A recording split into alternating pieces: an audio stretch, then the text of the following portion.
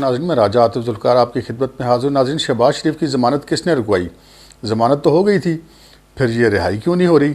और शहबाज शरीफ की ज़मानत का और नए वज़ीर ख़जाना शौकत तरीन की तैनाती का भी कोई आपस में ताल्लुक़ है?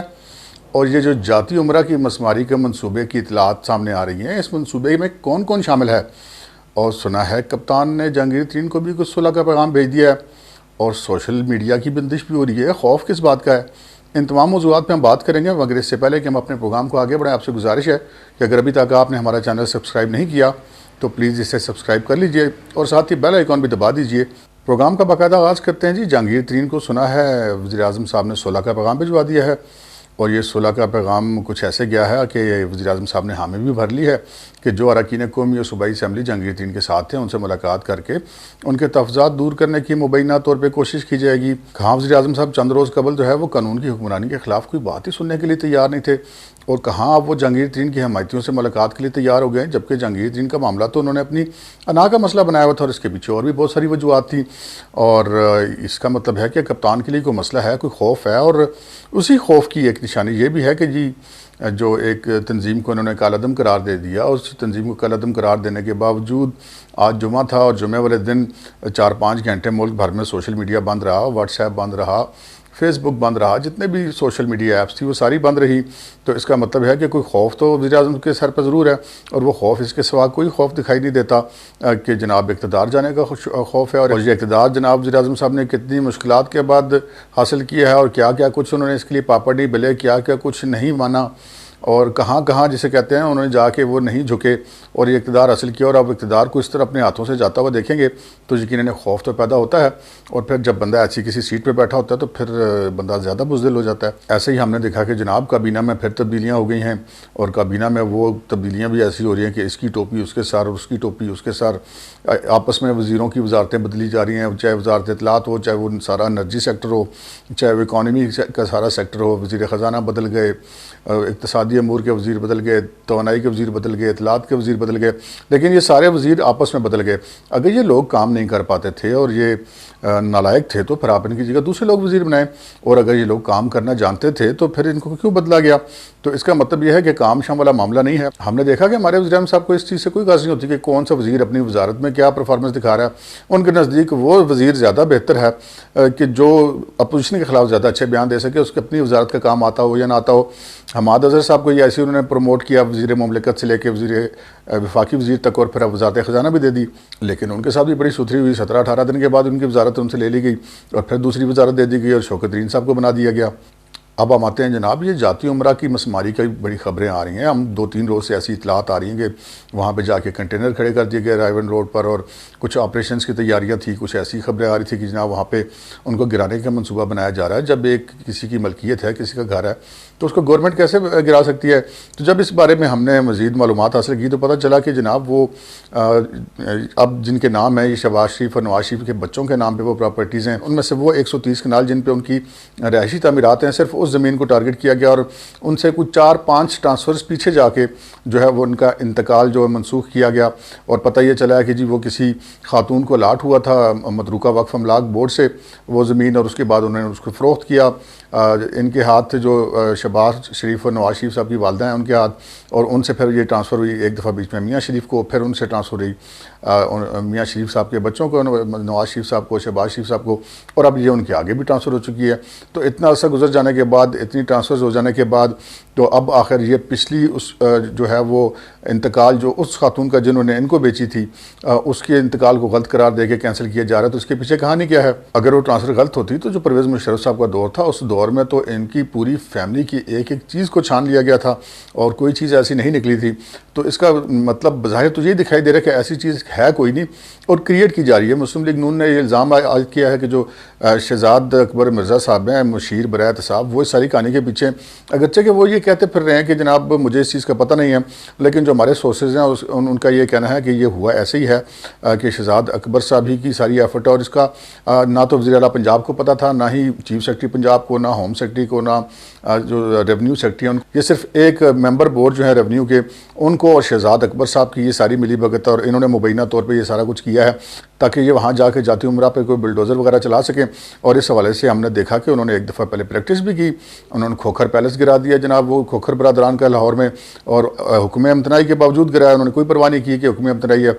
और गिराने के बाद अदालत ने फिर उनको ज़मीन वापस कर दी, कब्ज़ा भी उनको वापस हो गया, लेकिन वो जो तबाही हो चुकी थी उसका तो कोई इजाला नहीं हो सका। तो उस वक्त भी यार लोग कहते थे कि जनाब ये असल में प्रैक्टिस की जा रही है, असल जो इनका टारगेट है वो जाती उम्रा की रैश गए हैं, उनको ये टारगेट करना चाहते हैं, और अब मामला उसी तरफ जाते हुए दिखाई दे रहे हैं। लेकिन अगर हम देखें कि खान साहब को जो बनी गाला वाला मामला है वो तो सुप्रीम कोर्ट तक में गैर कानूनी साबित हो चुका है। वो सुप्रीम कोर्ट के एक चीफ जस्टिस साहब ने मेहरबानी कर दी और उनकी चीज़ों को गैर कानूनी साबित होने के बावजूद, अदालत में जाली एनओसी साबित हो जाने के बावजूद उनको जनाब वो रिलीफ दे दिया गया और उनको एनआरओ दे दिया गया और उनको 12-14 लाख रुपए में रेगुलराइज कर दिया गया।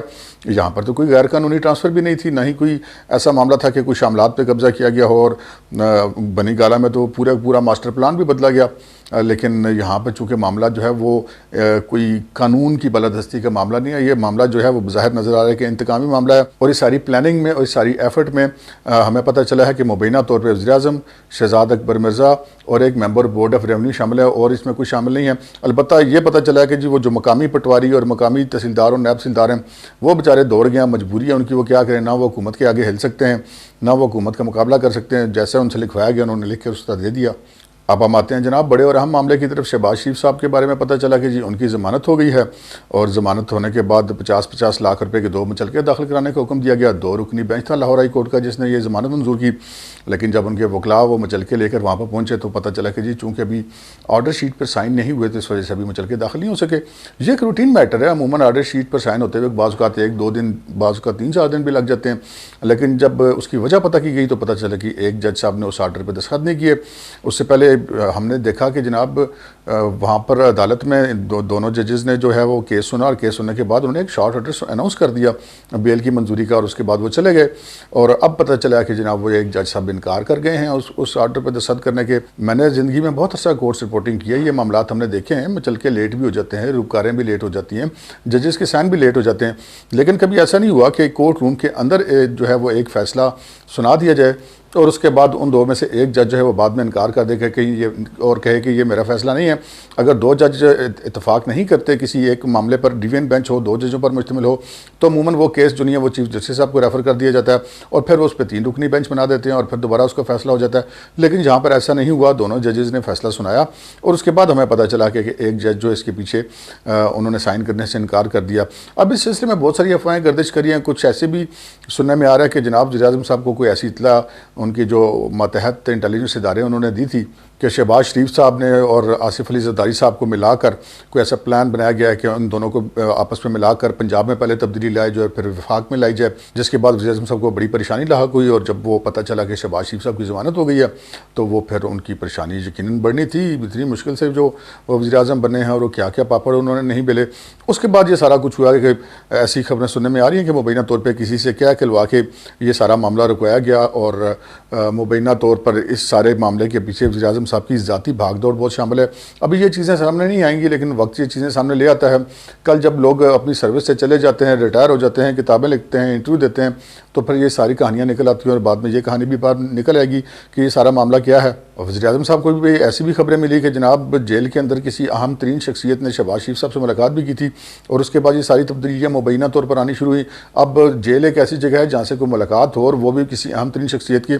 सूबाई हुकूमत के मातहत जनाब फ़याज़ुर हसन चौहान साहब वज़ीर जेल खाना जाते हैं, कैसे मुमकिन है कि वहाँ से खबर ना निकले कि जनाब कौन शहबाज शरीफ साहब से मिल के गया और कौन नहीं मिल के गया, क्या बात हुई है ये भी पता करने की कोशिश की जा सकती है। लेकिन मुलाकात बहरहाल खुफिया नहीं रह सकती। ऐसी एक मुलाकात की खबरें मार्केट में गर्दिश करी थी, ऐसी खबरें उनको मिल रही थी, फिर ये प्लान भी सारा वज़ीर-ए-आज़म साहब को पता चला।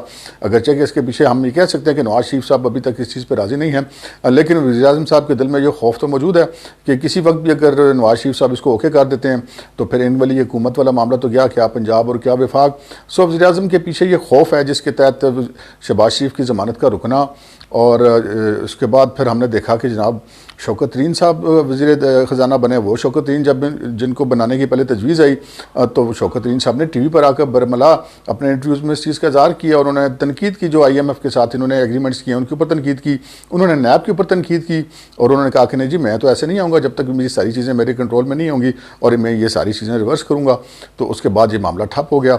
लेकिन जो ही पता चला वज़ीर आज़म साहब को कि जनाब वहाँ पर जेल में मुलाकातें हो रही हैं, कोई शहबाज जरदारी प्लान भी आ रहा है, तो ना सिर्फ ये कि उन्होंने शौकत तरीन को ठक करके वज़ीर ख़जाना बना दिया, बल्कि जनाब जहांगीर तरीन साहब को भी सुलह का पैगाम भेज दिया, सोशल मीडिया भी बंद कर दिया वो तरीके लबैक कलअदम के बारे में। तो उससे ये सारी चीज़ें जो हैं वो इक़्तिदार के हवाले से लग रहा है कि खान साहब अब ख़ासे खौफ का शिकार हैं और साडा वज़ीर आज़म बड़ा घबराया हुआ है। आज के प्रोग्राम में इतना ही, इजाज़त दीजिए, अल्लाह हाफ़िज़।